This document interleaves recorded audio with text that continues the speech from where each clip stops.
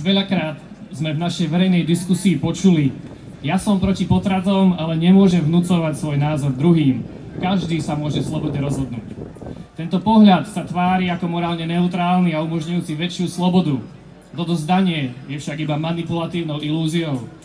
Zákon je jeden z najdôležitejších vzdelávateľov v krajine.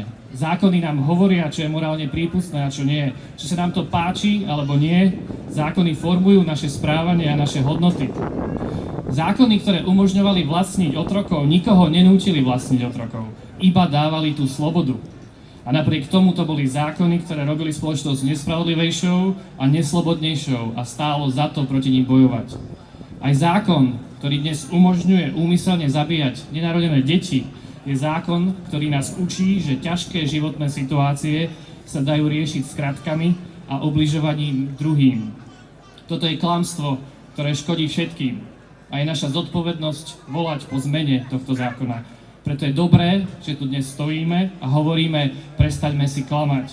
A verím, že aj v tejto téme pravda raz vstane z mŕtvych. Ďakujem.